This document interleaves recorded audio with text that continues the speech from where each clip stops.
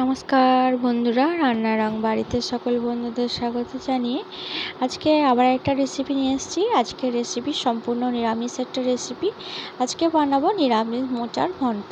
তো চলুন, তার জন্য যে মোচা নিয়ে নিয়েছি আর মোচাটা একেবারে ছাড়িয়ে নিয়েছি। তো মোচার যে ফুলের যে ভেতরের যে কাঠি কাঠি অংশটা থাকে সেটাকে ফেলে দিয়ে এভাবে মোচাটা গোটা গোটা ছাড়িয়ে রেখেছি।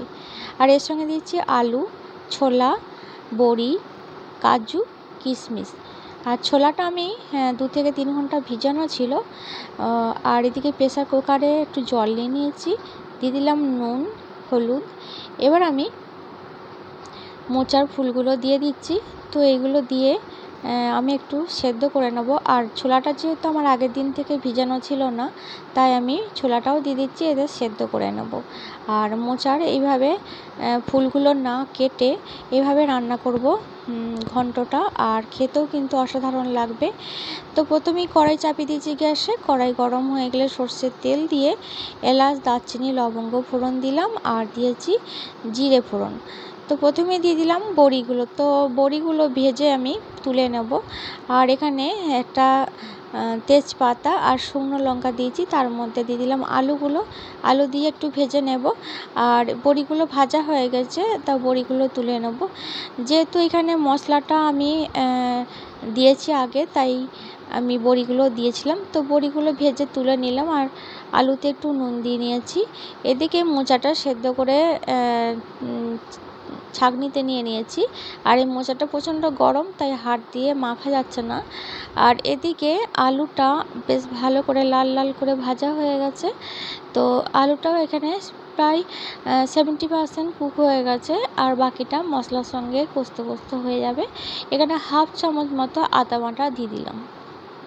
আদা বাটা দিয়ে তেলের সঙ্গে একটু নেড়ে নিলাম, যাতে আদাটা একটু ভাজা ভাজা হয়ে যায়। এরপর দিয়ে দেবো এখানে একটু গুঁড়ো মশলা। এখানে দেবো নুন আর হলুদ গুঁড়ো আর জিরে গুঁড়ো। যেহেতু নুন আগেই দিয়েছি, আবার পরে ব্যবহার করব, তো নুনটা অবশ্যই স্বাদ মতোই দেবেন। আর এখানে মশলাটা আমি একটু কষিয়ে নিচ্ছি।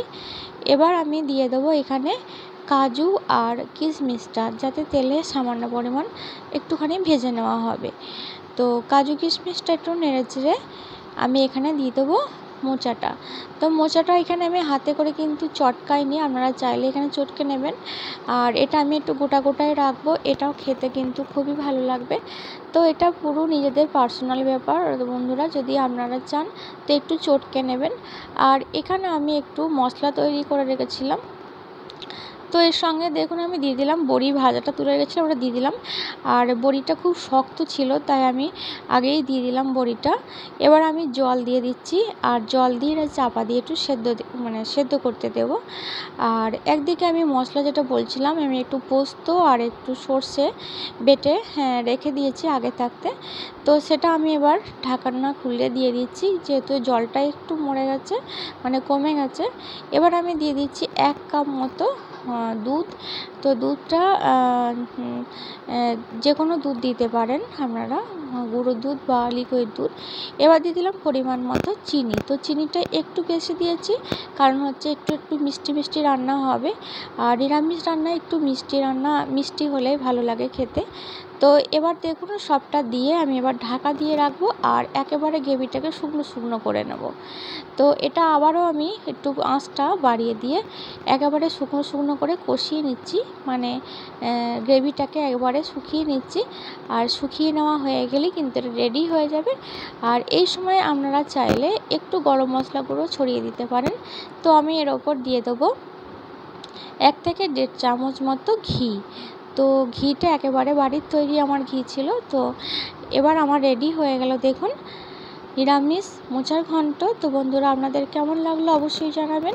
আর মাঝে মাঝে এইসব রান্না কিন্তু খেতে খুব ভালো লাগে। তো ভালো থাকবেন, সুস্থ থাকবেন, আর ভালো লাগলে লাইক করবেন, কমেন্ট করবেন।